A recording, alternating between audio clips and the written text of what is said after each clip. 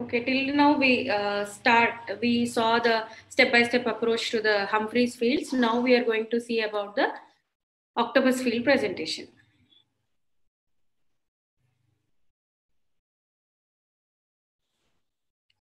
So before going to examination proper, we need to know the test pattern, strategy, and the technique. So these are the different test patterns and recommended strategies in the octopus fields. Like we have G pattern, M pattern, F pattern, and N pattern in the test patterns. And we have mainly two important strategies like tendency-oriented perimetry and the dynamic strategy. So coming to the test pattern, G pattern is the most commonly used pattern for glaucoma in octopus fields. So where it consists of 59 points arranged along the RNFL distribution. Likewise, in the M pattern, there is a macula pattern for advanced glaucoma, where the high density of points is around the fovea, and it contains 81 points, usually used to detect the field progression in macular disease, drug-induced maculopathy, and advanced diseases. Coming to the difference between this top strategy and dynamic strategy, top is tendency-oriented perimetry is similar to CETA fast, whereas dynamic strategy is similar to CETA standard. So top strategy usually takes lesser time, which is very suitable for patients who struggle with fatigue and who are not able to sit for a longer time. And advantage of the top strategy is that the fact that the sensitivity threshold at each location of the visual field is takes into account the neighboring the locations sensitivity threshold. That is, there is a spatial correlation among the adjacent test location, whereas dynamic strategy takes a little longer time, but it differs from the normal full threshold strategy by crossing the sensitivity only once, and the step size also matters. The step size is smaller in regions of normal sensitivity, and it is larger, ranging from 2 to 10 decibels in the defect locations. So this is a octopus field printout where we see patient data, type of test strategy, grayscale comparison, corrected comparison, probability map, corrected probability map, Baby's curve, and the indices. So we are going to discuss each thing in detail in further presentation. So this is how Humphreys printout looks like, and this is how the octopus field looks like. Now I'm going to discuss how similar and how different is octopus field from the Humphrey. So for the comparison, octopus has G pattern, similar 24-to 30-2 patterns in Humphreys. We have M pattern in octopus, similar to 10-2 in Humphreys. Likewise, in strategy, as I already have told, top strategy is almost same as CETA fast, and dynamic strategy is almost same as CETA standard. So here, both the perimeters use interpolated graphical map to assess the magnitude and shape of defects. But grayscale in Humphreys, it represents the sensitivity threshold. So it is influenced by both patient age and eccentricity of the test location. While the grayscale comparison on octopus expresses sensitivity loss, which is independent of age of the patient and eccentricity of the test location. So both the perimeters show the sensitivity loss in percentage, and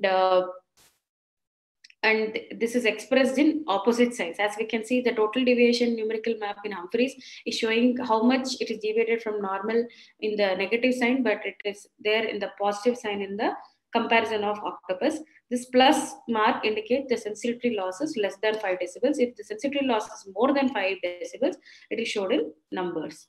So how the comparison values are calculated? These are calculated by subtracting the measured values from the normative values. And you can see here the dark square, which is nothing but absolute defect. When the sensitivity is 0 decibels, it is marked as a dark black square. So a pattern deviation map in Humphreys shows us the localized defect. Similarly, it is shown in corrected comparison, again opposite signs, plus showing sensitivity loss less than 5 decibels. The total deviation probability map and the probabilities show similar probabilities with the same p-values. And likewise, the pattern deviation probability map and corrected probabilities. There's no much difference in both the perimeters. So both the perimeters show the reliability criteria. both the perimeters show false positive and false negative errors in percentage. In addition to the percentage, the number of false positive answers to the total number of catch trials has been displayed in octopus fields, likewise in false negative as well.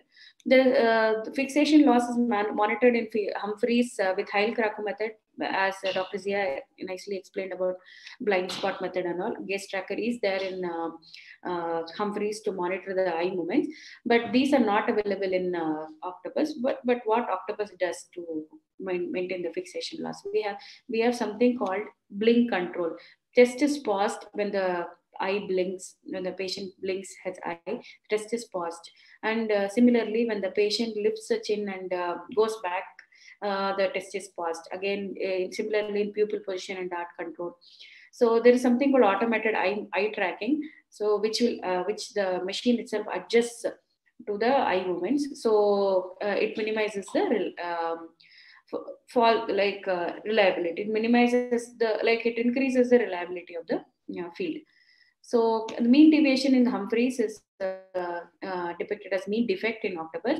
Mean defect is the average of all individual sensitivity losses and expressed in decibels. This index is used in progression analysis. HFA parameters put extra weight for the central values and depict as visual field index, but octopus doesn't have that. Octopus gives same weightage to all the points, since the test point pattern has the more density in the central locations.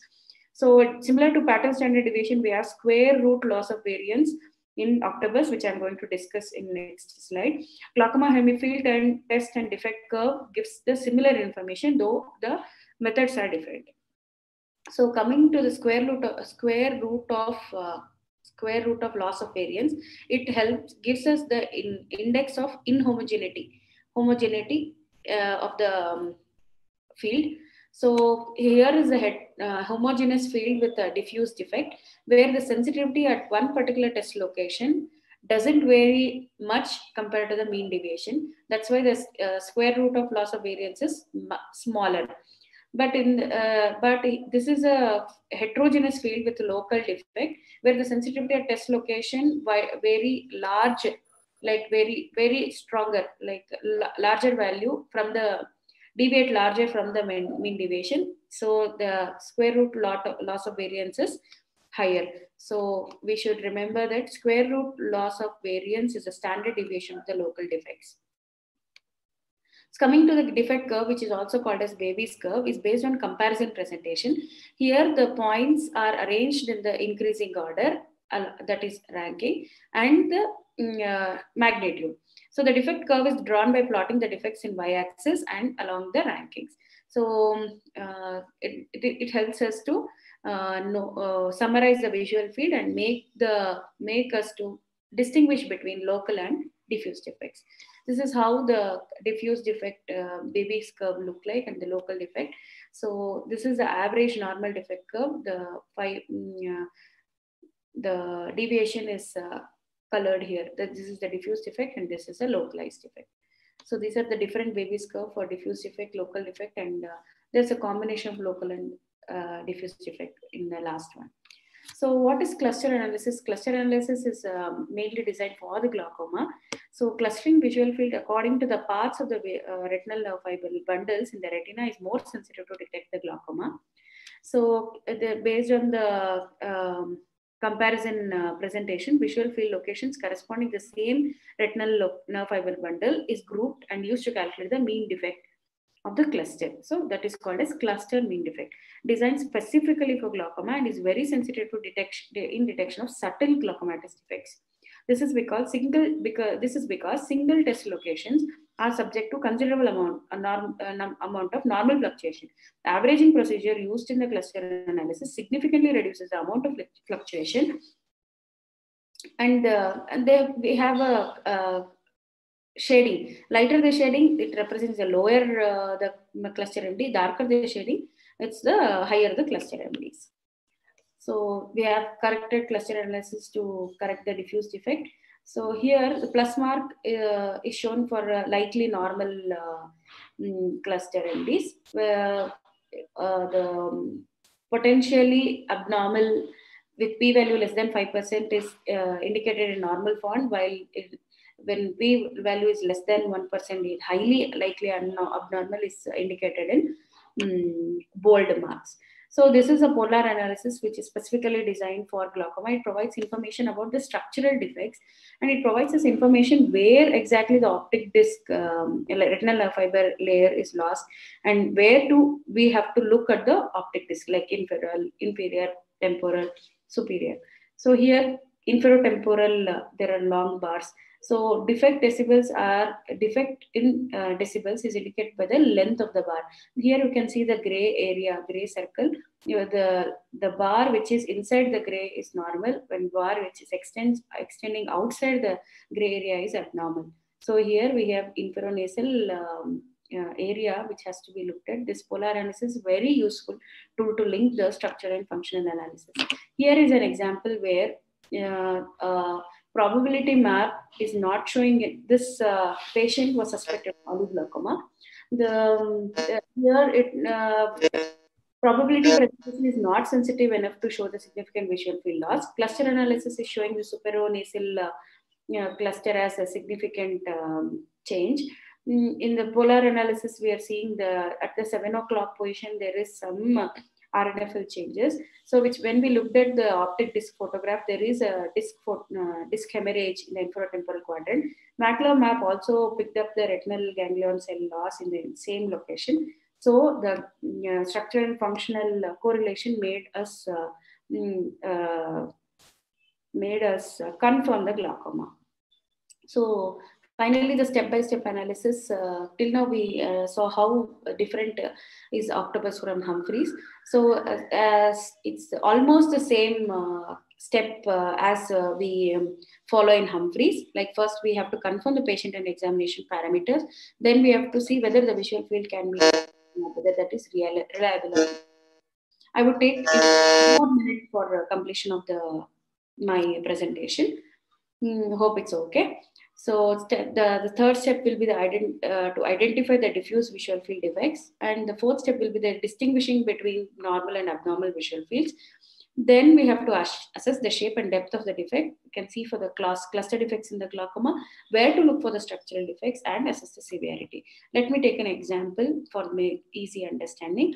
So this is the Octopus field, which we are going to read. Patient examination details is confirmed, and we see that it is reliable. The false positive and false negative percentage is less than 15%, so it's reliable.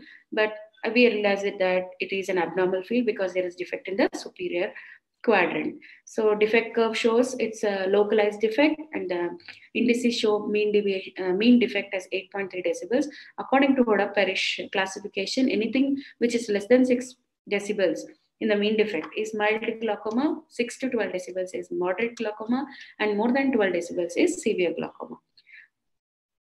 So here is another example with asymmetric glaucoma. So in right eye, we see the superior field defect approaching the central field, and in the left eye, it's a localized defect in the superior quadrant. Right eye is the mean deviation is 15.9, telling us it's a severe glaucoma. And in the left eye, the mean defect is 11.7 decibels. So it's a moderate glaucoma. Here we have to correlate with clinically. Nothing can be read only perimetrically. We have to correlate clinically to come to the diagnosis and come to the conclusion. So here is another example where it's in a case of advanced. Here we see the pattern, the corrected probability showing nothing. So this is because it's generalized thinning, generalized depression. So all the retinal sensitivity points are uniformly depressed. So here what we should do is, like we can see few numbers in the values where only a few points in the central field is remaining. So we have to follow up the patient with M pattern, like that is macular strategy. Macular pattern, and we have to also rule out other causes causing advanced visual field loss other than glaucoma. We have to correlate clinically. So nothing can be told only depending on perimetrally. We have to remember that the clinical correlation is must. So thank you for the patient listening. Thank you, iOS, for providing me the opportunity.